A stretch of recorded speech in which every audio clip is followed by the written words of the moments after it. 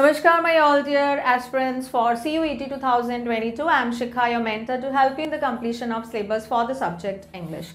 This video will cover the exercise part of linker and connectors, which we have completed in last video, where we have seen all the types. In this video, you have to pay more attention on the formation and the suitability of the connectors, that which type of connector will suit or will connect these sentences. So here the sentence formation is given, where the placing of the commas we have to see which part of the speech will follow, all the rules and regulation that we gone through in the last video, वो सारी चीजें हमको देखनी है।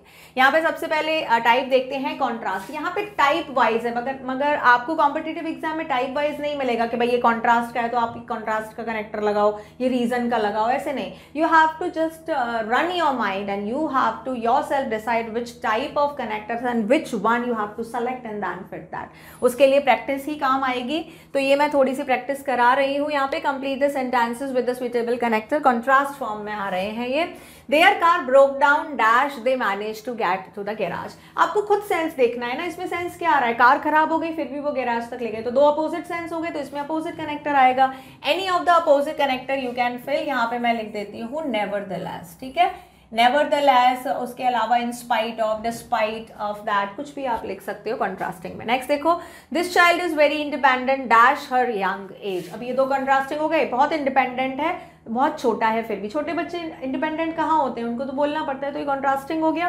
तो यहाँ पे हम कोई भी कॉन्ट्रास्ट आइडिया पढ़ेंगे। This child is very independent despite या in spite of her young age, कुछ भी लिख सकते हैं। अभी देखो यहाँ पे there car broke down, nevertheless, यहाँ पे कॉमा आया है। क्यों कॉमा आया है? Because the next clause is started with pronoun. जब भी प्रोनाउन या नाउन से स्टार्ट होगा, इसको मतलब क्या हुआ कि नया सेंटेंस स्टार्ट हो गया है। बट यहाँ पे हम एक सेंटेंस दूसरे सेंटेंस को हम कनेक्टिव फॉर्म में दिखा रहे हैं, तो कनेक्टिव फॉर्म में हमने क्या किया, फुल स्टॉप की जगह कॉमा लगा दिया है, दैट्स इट। और कनेक्टर हमारा कौन सा है जो कनेक्ट कर रहा है? नेवरदलेस, ठीक है। तो अगर हमारा जो भी सेकेंड क्लॉज या फर्स्ट क्लॉज जो भी स्टार्ट हो रहा है अगर प्रोनाउन या नाउन से, तो वहां पे कॉमा जरूर आएगा। यहाँ पे देखो डिस्पाइट हर, यहाँ पे पजेसिव प्रोनाउन आया था, इसीलिए यहाँ पे कॉमा की जरूरत नहीं है, ये फ्लो में चलेगा, ठीक है। नेक्स्ट देखो, Rosie is always making jokes dash I don't find her very funny. So Rosie is making joke, वो जोक सुनाती है लेकिन मुझे फनी नहीं लगती। इसका क्या मतलब? वो दो कॉन्ट्रास्टिंग आइडियाज हो गए। तो यहाँ पे आप कोई भी कॉन्ट्रास्टिंग लिख सकते हो, like here I have written however, ठीक है, however comma I don't find her very funny because the next clause started with pronoun. Next देखो, dash they knew the risk they decided to go anyway. This is the first clause, यहाँ पे finish हुआ comma, क्योंकि ये pronoun से start हो रहा है। fill in the blank आया है starting में, कौन सा है भाई? उनको पता था रिस्क है फिर भी वो गए, अपोजिट हो गया। उनको पता था कि जाने में खतरा है फिर भी गए, अपोजिट है। तो स्टार्टिंग में, ज्यादातर स्टार्टिंग में हम यूज करते हैं ऑल्दो, ठीक है। तो ऑल्दो यूज करेंगे, ए कैपिटल आएगा और उसके बाद हमारा ऑल्दो, और ऑल्दो के बाद here is coming although they knew, तो यहाँ पे आ जाएगा comma, although comma they knew the risk they decided to go anyway, ठीक है। ऑल्दो आपका कन्वर्सेशन में, उसमें रनिंग में भी आ जाता है ऑल्दो के पास। If you are not placing comma it is not of no problem. Now reason cause and purpose, ये हमारा सेकेंड टाइप है। फर्स्ट टाइप हमारा हो गया, सेकेंड टाइप में रीजन कॉज एंड पर्पस से रिलेटेड है। इसमें कंप्लीट करने हैं हमको sentences by choosing the suitable connector. Doctors believe that some new diseases have appeared dash we take too many antibiotics. यानी कि क्या होगा कि उनको लगता है कि कोई नई डिजीज आ गई है, कि बहुत सारी एंटीबायोटिक लेने के कारण। अब यहाँ पे क्या आ गया? के कारण। अगर आप हिंदी में भी लगाते हो तो बिकॉज ऑफ, ठीक है। तो यहाँ पे बिकॉज वी टेक या since we take, any of the reason you can write, ठीक है।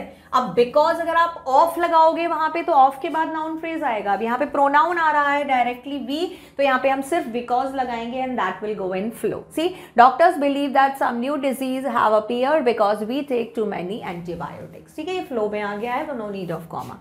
Next is many roads need repair dash the usually heavy rainfall.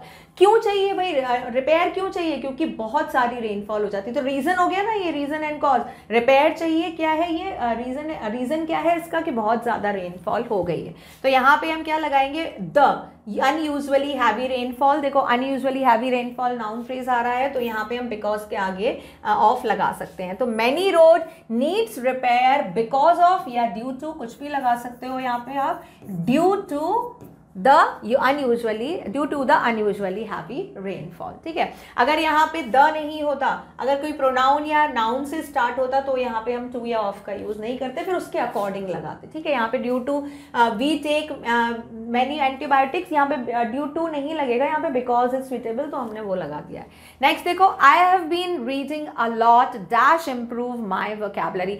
क्यों पढ़ रहा हूँ मैं, कि मेरी वोकैबुलरी अच्छी हो जाए। तो पर्पज है ना मेरा, है कि मैं पढ़ रहा हूँ, मेरा पर्पस क्या है कि मेरी वोकैबुलरी अच्छी हो जाए। तो पर्पस के लिए आप बीच में यहाँ पे आ रहा है I have been reading a lot in order to, ये फ्लो में आ गया हमारा, इन ऑर्डर टू। देखो आपके कनेक्टर्स और लिंकर्स एक तरह के एक टाइप में बहुत सारे होते हैं, तो you can use any of the type. मैं बोल रही हूँ कि आप कोई भी लगा सकते हो, but if you are using with the flow of the sentence then you not need to make any changes। अगर आप कुछ और लगाना चाहते हो तो उसके अकॉर्डिंग फिर रेस्ट ऑफ द सेंटेंस में चेंजेस करने पड़ते हैं। ठीक है, तो उसमें नाउन को कभी अजेरन बनाना पड़ता है, कभी उसको वर्ब फॉर्म में बनाना पड़ता है, तो वट एवर इज सुइटेबल आप उस टाइम पे वो ले सकते हो। नाउ नेक्स्ट देखो भी, dash you are not busy, why don't you come to the meeting. ये क्या है भाई, एक सजेशन दे रहा है, एक भाई पर्पस दे रहा है कि भाई अभी तुम बिजी नहीं हो तो मीटिंग में क्यों नहीं आ रहे हो, रीजन बताओ ना। You are not busy and then यहाँ पे comma, because next sentence is started in the question form, why don't you come to the meeting. सामने फ्लो में तो ला दिया है, लेकिन ये फ्लो में कनेक्ट नहीं हुआ है, तो यहाँ पे कनेक्ट करने के लिए हमने कॉमा दे दिया है। तो यहाँ पे हम क्या लिखेंगे, यू आर नॉट बिजी, क्योंकि तुम बहुत बिजी नहीं हो। ठीक है, यहाँ पे आप बिकॉज भी लगा सकते हो, because you are not busy, due to you are not busy. देखो ये सुइटेबल नहीं है, तो यहाँ पे लगाओगे आप due to your busy schedule. तो यहाँ पे यू आपका प्रोनाउन आपका किस में चेंज हो गया, पॉजेसिव प्रोनाउन में चेंज हो गया। तो ये चेंजेस करने पड़ते हैं, क्योंकि फॉर्मेशन भी तो देखना पड़ेगा ना, subject verb agreement and the accuracy of the sentence सब देखना होता है। तो यहाँ पे since is suitable, since you are not busy, why don't you come to the meeting. I hope it is clear, समझ आया ये आपको। नेक्स्ट देखते हैं नंबर 3, एडिंग इन्फॉर्मेशन। अब इसके देखते हैं हम थर्ड टाइप के, dash being a lawyer, John Grisham is also an author. ठीक है, तो यहाँ पे जॉन ग्रैशम है वो एक ऑथर है, उसके अलावा एक लॉयर भी है। तो दो चीज हो गई ना, ये एडिशन, एक्स्ट्रा इन्फॉर्मेशन हो गई ना। यहाँ पे कॉज पर्पस कॉन्ट्रास्ट कुछ नहीं आ रहा है, इन्फॉर्मेशन आ रही है, एक्स्ट्रा इन्फॉर्मेशन। तो हम यहाँ पे लिखेंगे इन एडिशन टू। ठीक है, इन एडिशन, यही होते हैं ना हमारे एडिशन वाले टीचर जो हमने पढ़े थे। तो in addition to being, no in addition, only in addition will come. यहाँ पे बीइंग आ रहा है, तो in addition of being a lawyer. ठीक है, in addition of being a lawyer. तो यहाँ पे टू नहीं आएगा, ये यहाँ पे मैं लिख देती हूँ, दिस इज नॉट टू। ठीक है, यहाँ पे टू नहीं आएगा, यहाँ पे क्या आ जाएगा, in addition of being a lawyer, comma. यहाँ पे कॉमा क्यों आया, क्योंकि नाउन से शुरू हो रहा है। John Grisham is also an author. Next देखो, Spain exports olive oil dash cars, यानी स्पेन क्या एक्सपोर्ट करता है, ऑलिव ऑयल और कार्स। दो चीजें हो गई ना, तो इनको ऐड करो। तो यहाँ पे आप ऐड कैसे करोगे कि वो उसके साथ साथ, एज वेल एज, यानी कि ऑलिव ऑयल के साथ कार को भी एक्सपोर्ट करता है। नेक्स्ट देखो, smoking is bad for you dash, it stains your teeth. अभी smoking is bad for you, comma क्यों आया है, यहाँ पे प्रोनाउन से स्टार्ट हो रहा है, इट स्टेन्स योर टीथ। और मतलब ये तुम्हारे लिए स्मोकिंग बैड तो है, और इसके अलावा ये तुम्हारे दांतों पे स्टेन्स भी छोड़ेगी। तो ये क्या हुआ, ज्यादा इंफॉर्मेशन हो गई। तो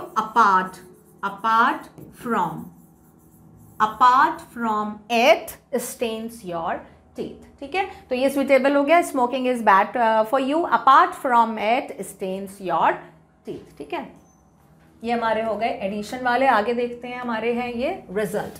नंबर 4 टाइप है हमारा result, he was using illegal drugs dash he was disqualified. तो ये क्या हुआ, वो इलीगल ड्रग यूज कर रहा था इसीलिए डिस्क्वालीफाई हो गया, मे बी इन स्पोर्ट। तो ये क्या हुआ, ये रिजल्ट हुआ ना, उसको रिजल्ट मिला, तो एज अ रिजल्ट यहाँ पे क्या आया, as a result he was disqualified. Next is 2 pupils damaged school property and dash they were expelled. Pupils are called students. क्या होता है ये? Students होता है इसका मतलब, मैं यहाँ लिख देती हूँ, ठीक है। तो दो जो स्टूडेंट्स थे वो स्कूल की प्रॉपर्टी को रूइन कर रहे थे, तो क्या होगा भाई? एक्सपेल्ड कर दिए जाओगे ना आप, तो ये रिजल्ट हुआ उनका।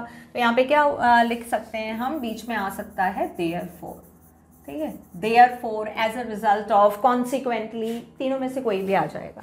नेक्स्ट देखो, dash is low marks he wasn't able to get the internship। अभी ये क्या है? उसके लो मार्क्स थे इसीलिए इंटर्नशिप में नहीं आया, तो ये रीजन हो गया ना, ये रिजल्ट एंड रीजन, कि ये रहा रिजल्ट और ये रहा रीजन। तो स्टार्टिंग में आप लगा सकते हो फॉर द रीजन ऑफ, यहाँ पे आ जाएगा for the reason of, for the reason of his low marks he wasn't able to get the internship. These were of the result. I hope it is understood.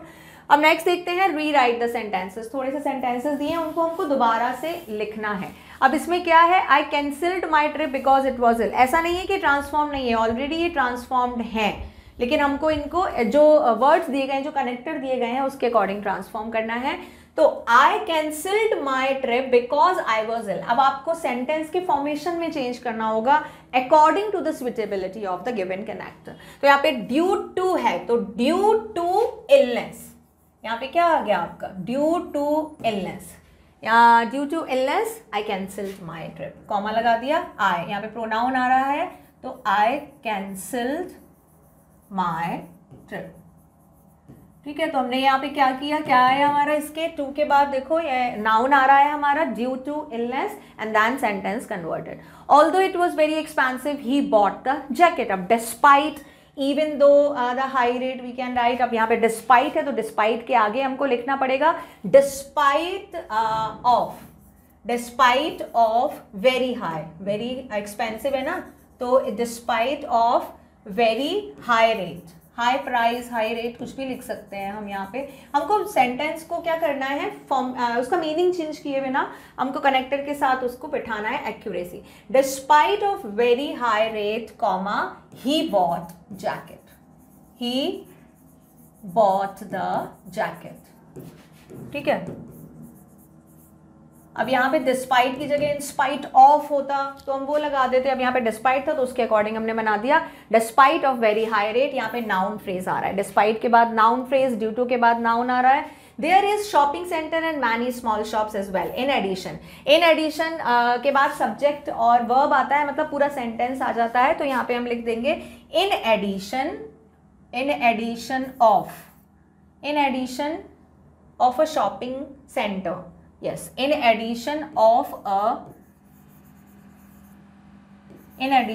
a shopping center,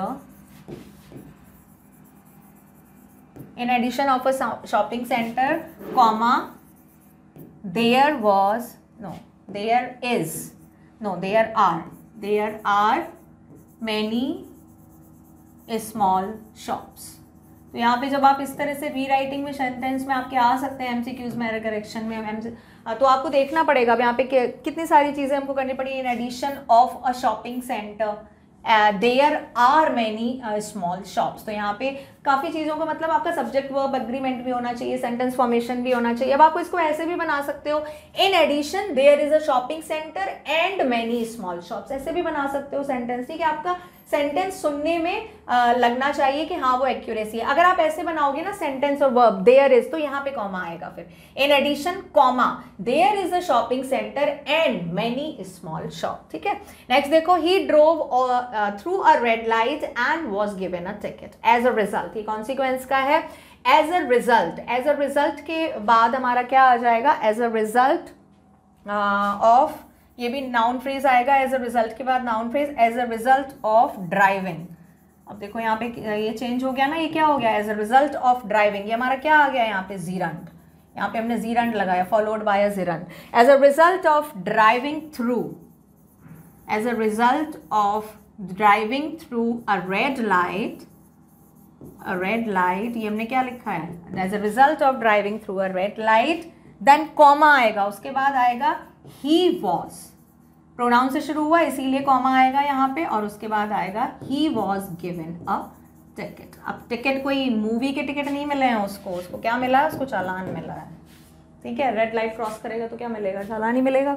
as a result of driving through a red light comma he was given a ticket. I hope it is clear, आपको समझ में आया कि अब आपको वहाँ पे करना तो नहीं है, वहाँ पे जो MCQs होंगे उसमें आपको बस most appropriate you have to select, बस उसके लिए भी आना चाहिए, तो प्रैक्टिस करना। ठीक है, अभी जो लास्ट में जो एक्सरसाइज कराई वो मिक्सअप थी, मिक्सअप। अभी जैसे ये मिक्सअप है again, but for the means handy purpose ना, आपको यहाँ पे ऑलरेडी कनेक्टर्स दिए हुए थे तो आपको पता था कि कौन सा टाइप है। अभी रीराइट में अगर ये नहीं होते कनेक्टर्स तो आपको बनाना पड़ता, then you have to run your mind, तो वो आपको उस तरह की भी प्रैक्टिस करनी है। अभी कुछ मिस्टेक्स हैं इसमें, ये भी इस तरह के भी आ सकते हैं, एरर करेक्शन के बहुत सेंटेंसेस आते हैं एग्जाम में, वो आपको पता होना चाहिए। किसी भी तरह की कोई भी एरर, टेंस से related error, subject verb agreement, connector से रिलेटेड, फ्रेज से रिलेटेड, पार्ट ऑफ स्पीच से रिलेटेड, किसी से भी रिलेटेड हो सकती है, प्रीपोजिशन से रिलेटेड हो सकती है।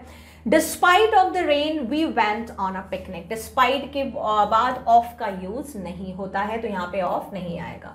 Although the difficult exams I managed to pass, although, अभी देखो हमने although का एक सेंटेंस यहाँ पे किया था, ये देखो कहाँ पे किया था हमने although का,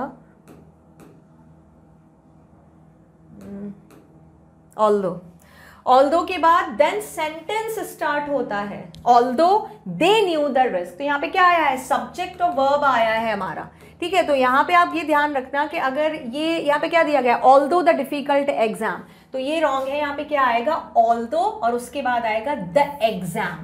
ठीक है, मैं लिख देती हूँ यहाँ पे although the exams, अब यहाँ पे ये एग्जाम्स है और उसके बाद आएगा वर क्यों आएगा, क्योंकि यहाँ पे पास्ट टेंस है, वर difficult, although the exams were difficult, यहाँ पे was लिखा है, अगर एक ऑप्शन में was है तो भी रॉन्ग होगा, यहाँ पे वर आएगा, क्यों, क्योंकि एग्जाम्स है, प्लूरल है, और अगर आपने यहाँ पे डिफिकल्ट इज आर भी आया अगर तो भी रॉन्ग होगा क्योंकि पास्ट टेंस में, तो सारी चीजें ध्यान रखेंगे। although the exams were difficult, comma, I managed to pass, this will be the right sentence. The football game was stopped because of it rained, तो यहाँ पे क्या आएगा, because ऑफ नहीं आएगा यहाँ पे, बिकॉज इट रेन। ठीक है, बिकॉज के बाद कंटिन्यूएशन में सेंटेंस आएगा, बिकॉज ऑफ रेनिंग आता तो जीरंड आता, अगर ऑफ के बाद सीधा जीरंड आता, यहाँ पे प्रोनाउन आ रहा है इसीलिए सिर्फ बिकॉज लिखेंगे, तब यहाँ पे इट नहीं आएगा। जैसे कि हमने ये किया था ना सेंटेंस स्टार्टिंग में, सबसे स्टार्टिंग में डिस्पाइट वाला किया था, नो इसमें था कॉज में, ये बिकॉज वी टेक, देखो बिकॉज के बाद प्रोनाउन यहाँ पे आया इसीलिए हमने ऑफ नहीं लगाया है। सेम एज इसमें भी हमारा ये है, यहाँ पे हम ऑफ हटा देंगे। He bought a computer due to work more quickly. So he bought a computer due to work more quickly या in order to more quickly। क्यों खरीदा है उसने कंप्यूटर भाई, वर्क जल्दी करने के लिए, तो in order to work more quickly। In spite of he was rude, we forgave him। अभी in spite of he was rude we forgave him, इसको दो तरह से हम बना सकते हैं, या तो आप चेंज करो कनेक्टर, या तो आप फिर आगे के फॉर्मेशन में चेंज करो। तो ज़्यादातर क्या होता है, स्टार्टिंग में आपको सब्जेक्ट के जो स्टार्टिंग के वर्क होते हैं, that you are not permitted to make changes in that, जो स्टार्टिंग में आ गया आपको रेस्ट ऑफ द फॉर्मेशन में चेंज करना है। जैसे ये हमने किया, he bought a computer in order to लिख सकते हो, या आप सिर्फ टू लिख सकते हो, टू वर्क मोर क्विकली या इन ऑर्डर टू, दोनों ही राइट हैं। In spite of he was rude, तो या तो आप लिख सकते हो इन स्पाइट ऑफ और यहाँ पे आएगा his rudeness, in spite of his rudeness. एक तो ये इस तरह से बना सकते हो, और एक आप बना सकते हो अगर आपको इसमें चेंज नहीं करना है तो यहाँ पे इवन दो। ठीक है, ये हमने क्या किया, ये रीजन बता दिया, even though, even though he was rude, even though he was rude। अभी हमने क्या किया, हमने आगे के सेंटेंस को रखा है और हमने ये चेंज कर दिया है, तो दोनों ही ठीक है, आप दोनों जो भी आपके ऑप्शन में हो that you can choose. We forgave him, यहाँ पे कॉमा आ जाएगा। I went to Germany for practise my German, for के बाद ing का यूज होता है, वर्ब प्लस ing का यूज होता है, इसीलिए ये यहाँ पे गलत है। या तो आप फॉर प्रैक्टिसिंग लिखो, ठीक है, इसको भी दो तरह से बना सकते हैं, मैं बता देती हूँ। या तो यहाँ पे आएगा फॉर प्रैक्टिसिंग, या तो ये आ जाएगा, या यहाँ पे क्या आएगा, टू प्रैक्टिस, इनमें से कोई एक आपको बनाना है, टू प्रैक्टिस, ये आ जाएगा। ठीक है, तो I went Germany for practising my German या टू प्रैक्टिस माई जर्मन। ठीक है, These are the answers. ये answers से आप मैच कर लेना आपकी convenience के लिए I have written, otherwise I have solved here also. So like this we have collected some of the exercise of linker and connector. बहुत important है, आपको अलग से exercises मिल जाएंगी. Just when you are doing the practice ना, try to do with the mix up exercise. उसी से ही आपकी practice होगी. Already अगर आपको पता होगा ये इस चीज़ है तो you will not run your mind. Okay? So just go through these exercise, just complete the practice and we will meet with the next video. Okay?